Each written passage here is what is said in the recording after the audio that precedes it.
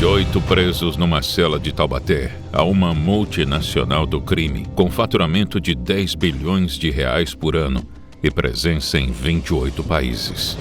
Esta é a história da maior facção criminosa da América Latina, o PCC, Primeiro Comando da Capital. De acordo com estimativas do Ministério Público de São Paulo, o grupo criminoso possui mais de 100 mil integrantes. Mais do que uma facção, o PCC opera hoje como uma holding criminal. Compra proteção política, infiltra forças de segurança, suborna policiais, recruta em presídios europeus e sul-americanos e lava bilhões pelo sistema financeiro. Investigações da Receita Federal e da Polícia Federal no âmbito da Operação Carbono Oculto revelaram que a facção criminosa movimentou aproximadamente 30 bilhões de reais através de fundos de investimentos e utilizou fintechs como bancos paralelos para lavar dinheiro.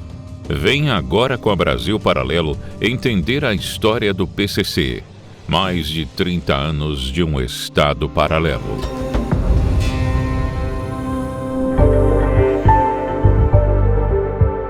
O PCC foi fundado em 31 de agosto de 1993, no anexo da Casa de Custódia de Taubaté, conhecida como Piranhão, no interior de São Paulo.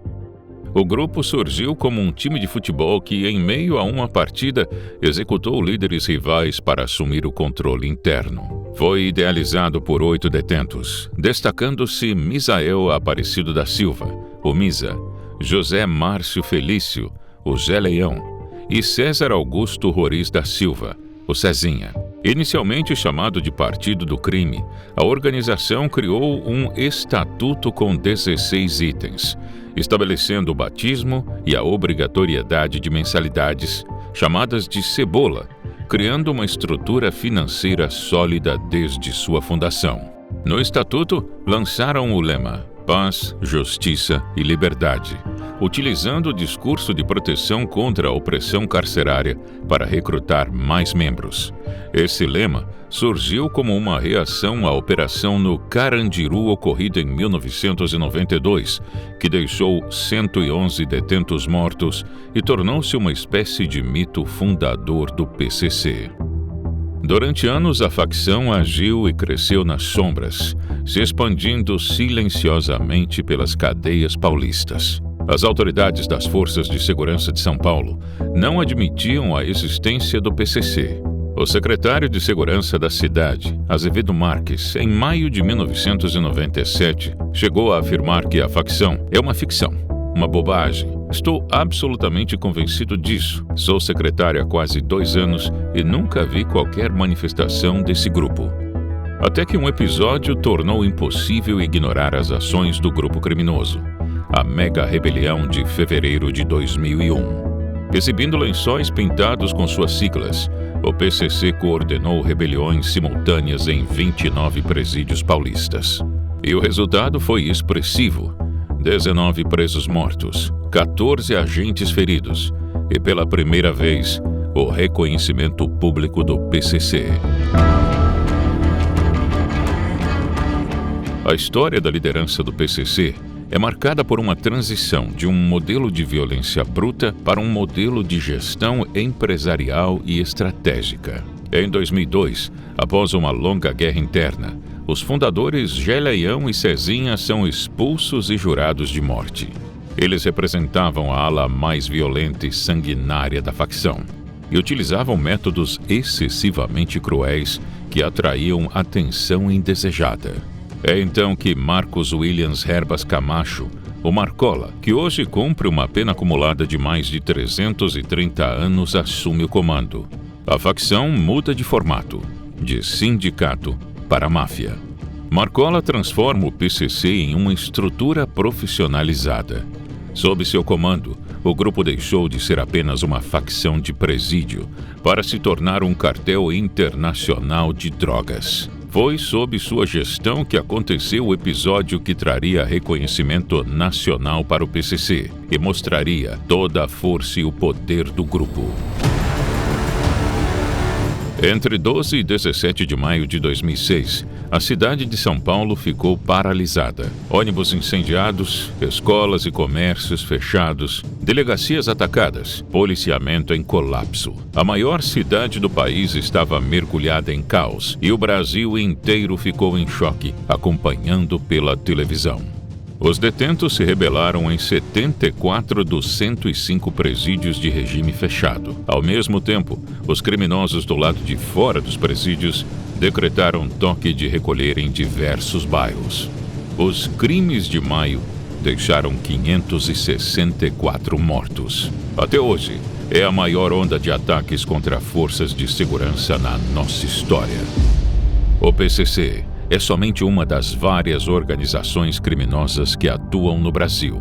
Fizemos uma investigação aprofundada sobre o tema na trilogia Entre Lobos, uma produção original da Brasil Paralelo. Estamos liberando agora uma condição exclusiva para você se juntar a nós e conferir o maior documentário já realizado sobre segurança pública, o Plano Mensal da Brasil Paralelo. Isso significa que você não precisa mais comprometer o limite do seu cartão com assinaturas anuais. Clique no link da descrição ou acesse pelo QR Code na tela e descubra como você pode fazer parte desta missão de resgate cultural ao nosso lado. Nós contamos com você.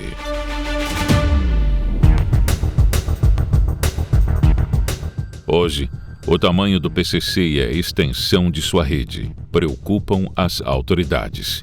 A transição para o que especialistas chamam de narco-estado é a fronteira mais tensa e temida desse crescimento.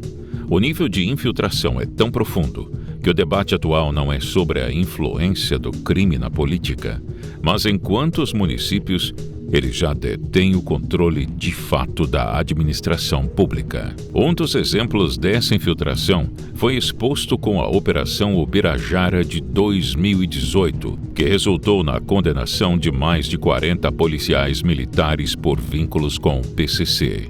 Em 2024, investigações do Tribunal Regional Eleitoral de São Paulo apontaram que ao menos 70 candidatos a cargos municipais tinham ligações diretas ou indiretas com facções criminosas. O caso segue em investigação sob sigilo pelo Ministério Público de São Paulo. Outro caso emblemático foi o assassinato de Antônio Vinícius Lopes Grisba, morto a tiros de fuzil no Aeroporto Internacional de Guarulhos, o maior e mais movimentado do país, em novembro de 2024. A execução a sangue frio foi simbólica. Em espaço público, à luz do dia, de um delator do PCC que denunciava um esquema envolvendo pelo menos 26 policiais e 6 bilhões de reais lavados via fintechs. Em 2023, a Polícia Federal deflagrou a Operação Sequaz, que desmontou um plano do PCC para assassinar o senador Sérgio Moro e o promotor Lincoln Gakia. O próprio Lincoln Gakia, promotor do Gecko, anunciou: o PCC não é mais uma facção de presídio. É uma empresa transnacional que utiliza a estrutura do Estado para lavar seu lucro e garantir impunidade. Em 2016, a execução do traficante Jorge Rafati com uma metralhadora instalada em uma caminhonete marcou a tomada da fronteira paraguaia. A partir daí, o PCC virou o maior fornecedor de cocaína para a Europa. Como resumiu Ivana David, desembargadora do Tribunal de Justiça de São Paulo, o PCC só não produz a droga. O resto da cadeia narcotraficante ele tem. Ele tomou a fronteira do Paraguai matando Rafati, expulsando o Comando Vermelho e tomando essa porta de entrada da cocaína e da maconha. A facção também controla a chamada Rota Caipira e o escoamento de cocaína via Porto de Santos para a Europa e África, operando em parceria com grupos como a 'Ndrangheta italiana. A aliança com a máfia italiana é o principal canal para a Europa. Cocaína escondida em contêineres de cerâmica e madeira sai do porto de Paranaguá, com destino a Valência, na Espanha. O Ministério Público de São Paulo estima que o PCC e seus parceiros comerciais faturam 10 bilhões de reais por ano só com essas remessas para a Europa via Porto de Santos. O primeiro comando da capital tem mais de 1.000 integrantes espalhados em presídios no exterior. O Paraguai é o país que concentra o maior número de integrantes, 699. Já há membros da facção, inclusive dentro de presídios europeus, na Espanha, na França, na Holanda e na Irlanda. Membros do PCC, detidos em diferentes países, recrutam presos locais, operando como agentes internacionais. O movimento está no radar do Ministério Público de São Paulo e da Polícia Militar Paulista. Recentemente, os Estados Unidos reforçaram sua intenção de classificar as facções brasileiras, PCC e Comando Vermelho, como organizações terroristas. A ideia contraria a visão do governo Lula, que já se manifestou sobre o assunto e enfrenta agora um dilema diplomático. A medida, que visa aumentar sanções internacionais contra os grupos criminosos, gera tensão e pressões políticas em Brasília. O ministro das Relações Exteriores, Mauro Vieira, já manifestou preocupação ao secretário de Estado americano, Marco Rubio. A explicação das autoridades brasileiras é que, na nossa legislação, terrorismo é definido pela prática de atos violentos por razões de xenofobia, discriminação ou preconceito de raça, cor, etnia e religião, quando cometidos com a finalidade de provocar terror social ou generalizado, expondo a perigo pessoa, patrimônio ou a paz pública. Ou seja, a motivação seria o que diferencia um grupo terrorista de uma facção criminosa no Brasil. Terroristas costumam buscar fins ideológicos ou políticos, enquanto facções como o PCC ou o CV visam principalmente o lucro, especialmente por meio do tráfico de drogas, armas e crimes financeiros. Foi justamente com o objetivo de entender mais sobre como essas facções surgiram e atuam no Rio que a BP produziu o documentário Rio de Janeiro, Paraíso em Chamas.